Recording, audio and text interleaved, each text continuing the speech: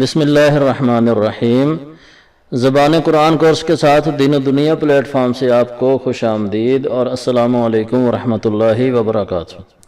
85% زبان قرآن سمجھنے کے لیے اس کورس کی پہلی سٹیج کو ہم نے کور کر لیا ہے، جس کے نتیجے میں ہم کم از کم نصف قرآن کا ترجمہ کرنے کے قابل ہو چکے ہیں الحمدللہ۔ ثبوت کے طور پر ہم نے آخری کلاس میں قرآن کے ایک صفحے کا ترجمہ کر کے دیکھ بھی لیا ہے۔ اب یہاں سے ہماری دوسری سٹیج شروع ہو رہی ہے، یعنی یہ دوسرے سٹیج کی پہلی کلاس ہے، جس میں ہم قرآن میں بکثرت استعمال ہونے والے اسم پڑھیں گے، جن کی تعداد 200 کے قریب بنتی ہے، اور قرآنی مثالوں سے ان کا استعمال بھی دیکھیں گے۔ یہ سٹیج جب مکمل ہو جائے گی تو ہمارا قرآنی ذخیرہ الفاظ پہنچ جائے گا انشاءاللہ 65% پر۔ تو چلیے شروع کرتے ہیں۔ آج کے آسان سبق میں ہم اسماء الحسنہ پڑھیں گے، یعنی اللہ کے وہ صفاتی نام جو قرآن مجید میں بار بار استعمال ہوئے ان کو پڑھیں گے، جن میں سب سے پہلے پڑھتے ہیں لفظ رب، جس کا معنی ہے پالنے والا۔ اس کا مطلب اے میرے پروردگار، اے میرے رب، یہ بھی ہو سکتا ہے۔ ان مثالوں میں دیکھیے ذرا۔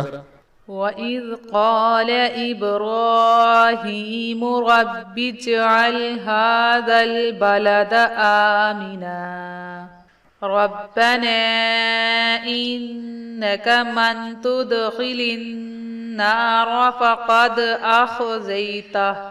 اچھا، یہ یاد رکھیے کہ لفظ رب قرآن مجید میں اللہ کے علاوہ بھی استعمال ہوا ہے، جیسے والدین کے لیے دعا ہے نا، کما رب یعنی صغیرہ، کہ جیسے انہوں نے یعنی والدین نے مجھے پالا جب میں چھوٹا تھا۔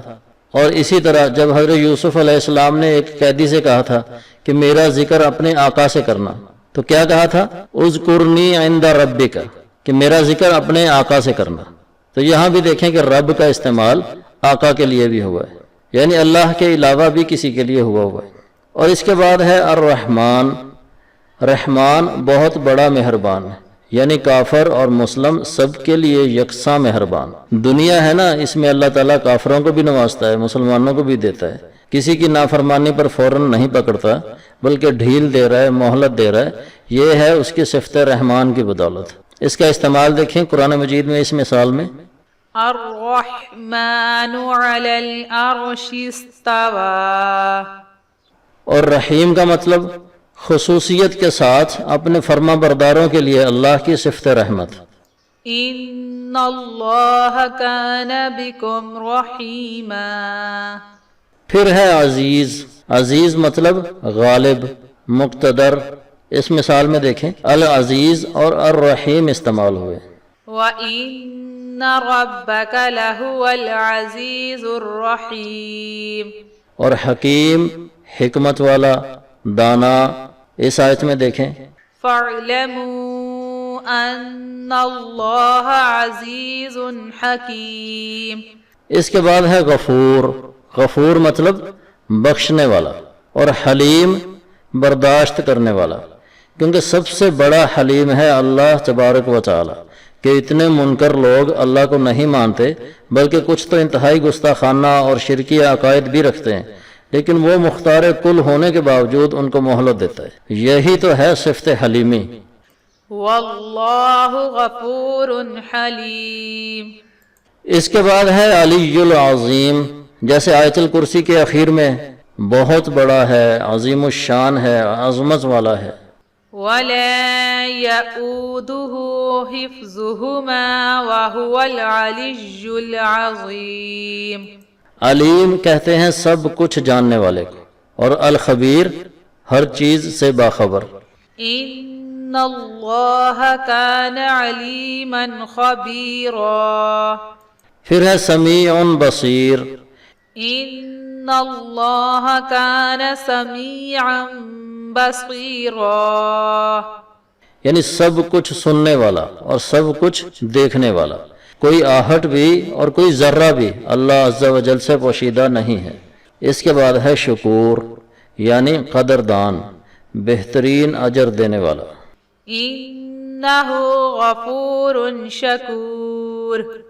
سبحان اللہ، خود ہی توفیق دیتا ہے اور پھر نیک کام کرنے پر خود ہی اجر بھی دیتا ہے، اور یہی ہے صفت شکور۔ پھر ہے قدیر، قدرت رکھنے والا۔ واللہ علی کل شیء قدیر۔ یعنی ہر کام کرنے پر ہر وقت قادر ہے اور کسی سے پوچھنے یا مشورہ کرنے کی یا مدد کی ضرورت اسے نہیں پڑتی۔ پھر ہے وکیل، مطلب کارساز، کام چلانے والی ذات۔ وقالوا حسبنا اللہ ونعم الوکیل۔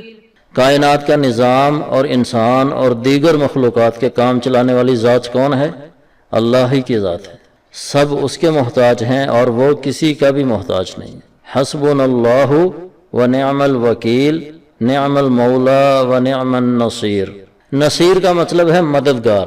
جس کا وہ مددگار ہو جائے اسے کوئی گرا نہیں سکتا، اور جسے وہ گرانا چاہے اسے کسی کی مدد فائدہ نہیں پہنچا سکتی۔ وما لكم من دون اللہ من ولی ولا نصیر۔ اس کے بعد ہے حمید، یعنی قابل تعریف۔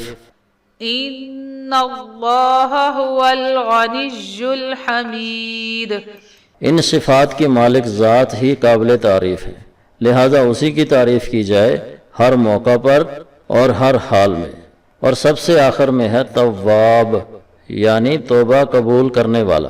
اگر انسان سے لغزش ہو جائے، غفلت ہو جائے، جرم ہو جائے تو اس کی بارگاہ کے دروازے کھلے ہوئے، احساس ندامت لے کر آئیں، غلطی کا اعتراف کریں، اللہ کی بڑائی بیان کریں تو اللہ اس کے گناہوں کو نہ صرف یہ کہ معاف فرماتا ہے بلکہ گناہوں کو نیکیوں میں بھی تبدیل کر دیتا ہے، اور یہی ہے صفت تواب۔ ان اللہ تواب الرحیم۔ اور اس کے ساتھ ہی آج کی ہماری کلاس ختم ہوتی ہے۔ مشق کیجئے، قرآن مجید پڑھیے، اور PDF فائل کا لنک ڈسکرپشن میں موجود ہے، اسے ڈاؤن لوڈ کیجئے اور سبق کو ریوائز ضرور کیجئے۔ اور اب ہم ملتے ہیں اپنی اگلی کلاس میں نئے الفاظ کے ساتھ۔ والسلام علیکم ورحمۃ اللہ وبرکاتہ۔